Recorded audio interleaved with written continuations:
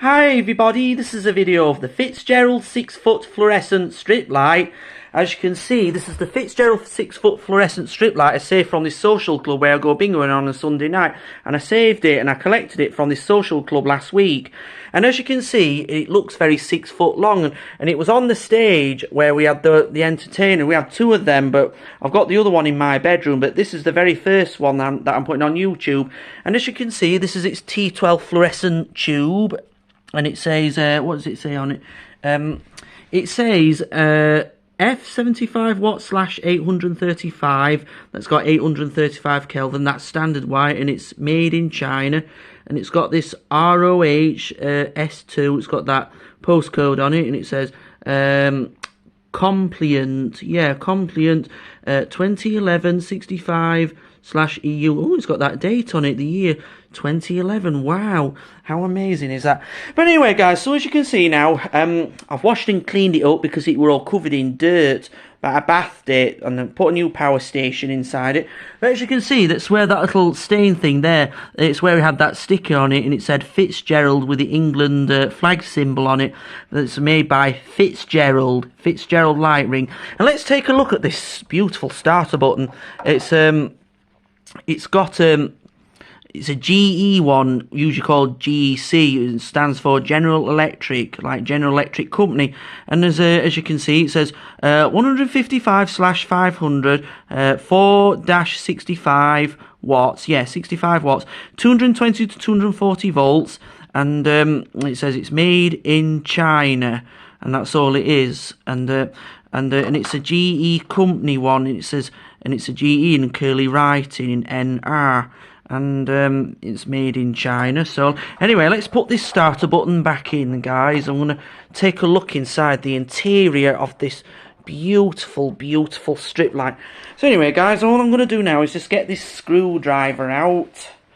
Got it in my pocket, so just don't want to come out, does it? Come on, I know you can do it. So here it is, my screwdriver. It's a Wilco screwdriver. So anyway, all I'm going to do now is just loosen the screws on it before I take a look at the inside of this beautiful strip light. This is the very first time I've ever done a 6-foot fluorescent strip light, guys. So all I've got to do now is just loosen the screws to tighten it in place. There you go, that's one. So, right, I'll take that piece off. Oh, it sticks a little bit, but anyway, guys, let's go to the other end before I operate this lamp. So anyway, let's get to this one. So, shouldn't tighten it too tight, but anyway, guys, so it's and I've got the T12 tube next to it. I used to prefer doing T12 strip lights because they're part of my childhood memories. And it's from this social club, it's from on the stage. It used to have a diffuser over it, but it degenerated. But I didn't bother collecting the diffuser. I decided to have it naked and whatnot, guys. So that's two now. So I've loosened up the screws. So all I'm going to see now, before I lift the strip plate off. So, right, it's popped off now. So anyway, guys, so as you can see now, it's got those two lives at the end, like live in, live out. And here I have, as you can see what inside.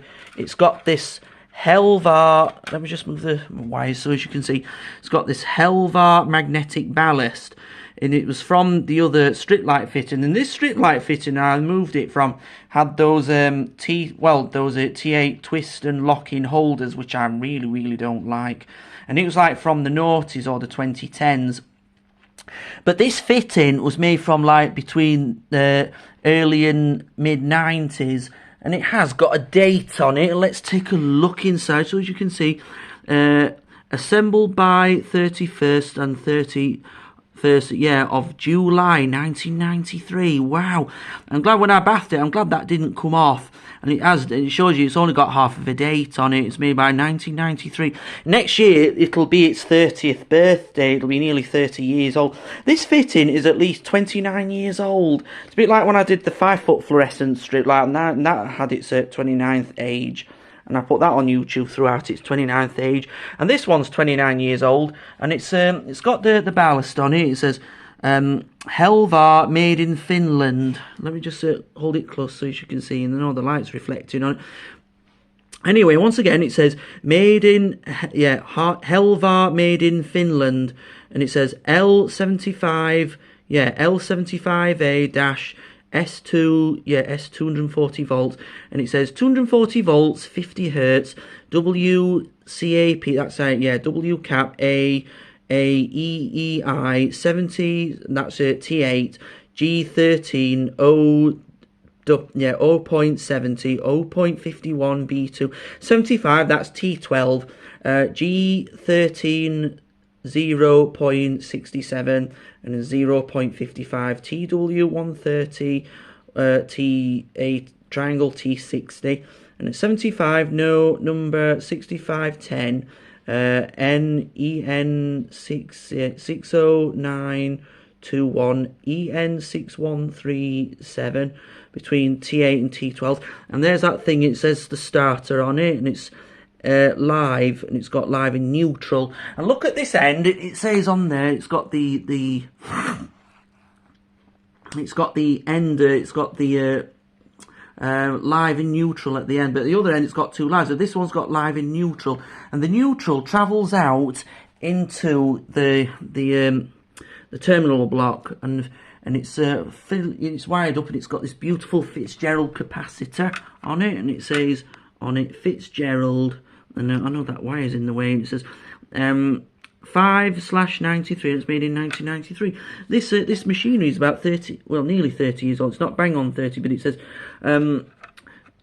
LE1EB lighting, Fitzgerald lighting, 6.0 F, 10% R, 25, it's got like 250 volts, WKG 50/60 hertz, 40/85 Celsius. And what else does it say on that other side? It says made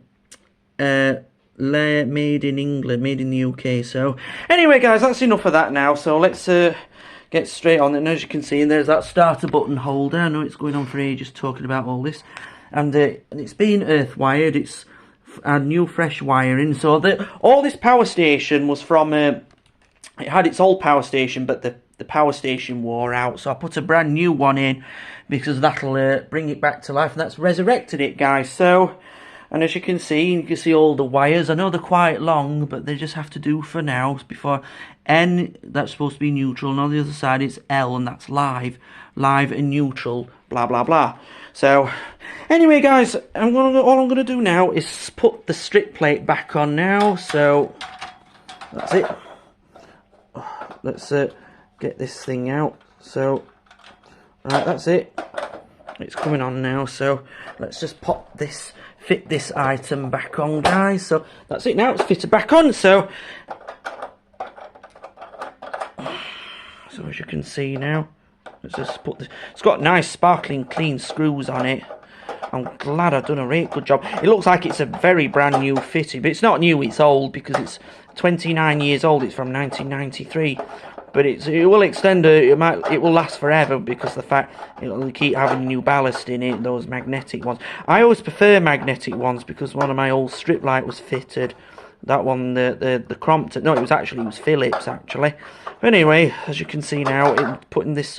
I know it's very slippery, it's no grip on this, but that's one now tightened down.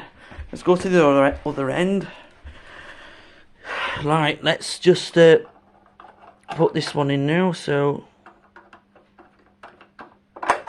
oh, just don't want to keep slipping. But anyway, it's going down now. It just takes its time to go down, guys. So.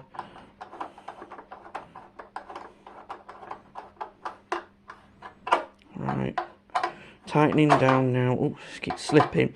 It's very nice shiny silver screws on it. It's very nice, beautiful strip light. When I brought it home, it was all caked in with muck and dirt due to because it'd been on the ceiling for about over 20 years on that stage in this social club where we have the entertaining upstairs. But as you can see now, it's fitted on now. So all I'm going to do now is fit this tube in now. let's go put that one in the other end. So, oh, that's it. That's a click now. Let me just put my hand on the other side. So, got that other end. So, right, it's fitted in now. That's it now, it's clicked on now. I prefer those cap-on ones, not those twist and locking ones. Ooh, they're a bit awkward. But I prefer the strip lights with the T12 cap-on holders like this one. And let's go to the other end just to make sure that that's fully fastened on. So, that's fully perfectly fitted on now. So, and now it's fitted with the beautiful, beautiful MK industrial grid switch. Now, those grid switches were made like this because you usually fit a switch or a fish key in it or an neon indicator. And it's made by MK and it stands for multi-contact and what have you. So, and it's got these glands on it to tighten the cables in place on each end. So, anyway guys, all I'm going to do now is turn it on at the plug socket now. So, and all I'm going to do now is I've turned it on at the socket now. I'll be ready to fire up in 1 second or two, guys. So as you can see now, so all I'm going to do now is turn off the big lights now. Right, that's it now. The big lights have gone out now. Now it's a full blackout because these blue lights aren't working because they're disconnected. That's because I had my water pipe replaced because we had an air leakage on it, not like a burst pipe. So anyway, guys, let's not worry about that now. So let's get onto the 6-foot fluorescent strip light now, everybody. Ready, everybody? After 3. 1, 2, 3. Wow, now that did blink happy. And you see the starter glowing on it. It glowed like a dull pink colour. But as you can see now, it shines more like a pure and simple white. 835 Kelvin. That's usually more like a peachy at standard white. But as you can see, it did make a loud, now, yeah, sorry about my tongue twist. It made a loud magnetic blinging noise. That was a magnetic startup. And it's got a new ballast in it, so, and that was from that other fitting that I saved from the gardens where I go volunteering at, and that had that twist and locking holders, which I've chucked away now, and I put it into this one with the T12 holders. I always prefer those T12 strip lights because they're part of my childhood memories and what have you. So anyway, guys, so when I used to go to this soft play centre near Sheffield Hallam University, it was called the YMCA, but that got closed down ages ago. In that soft play area, we had full of those strip lights called by Fitzgerald, and they had diffusers over them. A lot of those public commercials, in our days today, we'll still see a lot of those 6-foot strip lights. Now, one of these Fitzgerald 6-foot, well, one of those these ones in that gym, in that soft play area years ago, it used, I think, I'm not sure whether, I can't remember whether they were 8-foot, I think they were 8-foot ones, and they used to have diffusers over them, and some of them got took down. And now when I used to go, now it's going back to 24 years ago, I remember I used to stay in this whole place at this farm when I was a little kid. We had 2 of those Fitzgerald strip lights, and they had diffusers over them before they got stripped off because the diffusers were degenerating. And this one had a diffuser over it. It's one of those covers that you diffuse over the tube and what have you. And it used to have diffusers, and they used to go a bit degenerated, used to go a bit yellow. It had those end caps on it. But I think the strip light looks nicer without a diffuser. I like it looking naked, and it looks beautiful. And as you can see, it is fully warmed up now because I think T12 tubes work a lot better. I found them a lot better than T8 tubes because I find T8 tubes a bit of a tip. They're a bit more like they have like crackles when they first start up. They have loads of flickers, but you don't see much of it in T12s, but T8 ones you do. And they're always triggering electrofilaments. And that's all it is. So anyway, guys, let's have a look into this beautiful. The end of this strip light looks.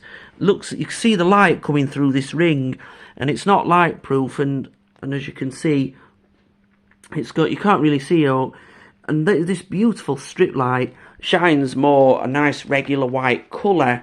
Yeah. So and it's got this beautiful MK switch. It's stainless steel. You know what, it's nice that it's fitted with one of those switches. You can't tread on it, you can't crush it because it's stainless steel. It's made like iron or metal. It's a metal clad box, thin as a rich tea biscuit, and it's a beautiful good old switch. Now I always like this strip light like that to be fitted with one of these old switches, which gives me back my childhood memories. and that's all it does. So, and as you can see now, I know I've read on the edge, and it's a 75 watt 6-foot T12 fluorescent tube. Now, I always prefer T12 ones, like I said, because they come on a lot better. They don't trigger the electrodes as much like what T8 ones do, and as you can see now. So, anyway, guys, all I'm gonna do is switch off this strip light and turn it back on now. That's all I'm gonna do now with this beautiful MK switch. Here we go. Right, that's it now. The strip light's gone out now, so it's a total blackout because due to these blue lights not working. So anyway, guys, all I'm going to do now is switch the strip light back on now, everybody. Here we go. Wow, that made a lot of a flashing noise because of it. And also, it does usually have a bit of a light up inside, but I hardly saw it do it as much because usually T12 ones do that, but not T8 ones. And as you can see, when I used to go shopping at Morrison's at Darnell, we used to have these round news shop where you sell papers of chocolates and sweets. They had Fitzgerald strip lights and they had diffusers over. I know a lot of them, when they used to have diffusers, some people take diffusers off and they don't bother to put them back on because they were collecting up dead flies. I know my grandauntie, when she was alive, she had 2 of those Fitzgeralds in her kitchen, but they were 4-foot ones. And I thought they looked like 5-foot ones when I went to visit her house, but when I last went, I've noticed there were 4-foot ones, but they might have got tore out now. So as you can see now, and this beautiful strip light, and it does take me back my childhood memories. I used to see a lot of them knocking around. You still do see a lot of strip lights like this knocking around today, and it's a most beautiful strip light. I can't get enough of those good old Fitzgerald strip lights because I absolutely love them. They're part of my childhood memories, and let's go around to the other side. Like I said, let's look at this end. I know it's a bit hard to tell with me kneel down, guys. So, and as you can see through that end, you can see the light through that ring. And I've done a really good job at cleaning all this up. And when I look at this beautiful strip light fitting, it's absolutely marvellous. No, it's not rusted or anything, but it's been on the ceiling on that stage for about over 20, well, nearly 30 years, But I asked the committee to save them for me, save this one and the rest of others for me. And I know what to do now. Wash them up in star drops on the new power station. And as you can see, so beautiful T12 fluorescent tube. It looks like it's a brand new fitting. After I washed it up, it's not even aged. It doesn't look its age. It still looks like it's a brand new fitting and what have you, guys. So. And I had to put the cable. I put the cable on the other side. I curled it under to keep the strip light more stable, to keep it up straight, so it doesn't. Because if I pull it right out, the strip light tilts to one side. So I want it to keep it nice up and straight. And with this beautiful, beautiful General Electric starter button. That's what me and my mum call it. We still call it starter button, but they usually call it. Some people call it starter motor. But it don't look like a motor, but I actually call it starters. People call it starter fuse, blah, blah, blah. And that's all it is. So anyway, guys, so as you can see now, the 6-foot fluorescent strip light has reached its full brightness at 75 watts, bright and warm and everything, guys. So all I'm going to do now is turn it off at this rich tea biscuit grid switch now, guys. Anyway, guys, here we go. Right, that's it now. It's fully gone out now. It's fully blacked out because of those blue lights not working. That's it now. The big lights come back on now, everybody. So, anyway, guys, this is a video of the Fitzgerald 6-foot fluorescent strip light and everything and what have you, guys. So I hope you all enjoyed this video. So please comment, rate, share and subscribe. Thank you for watching, everybody.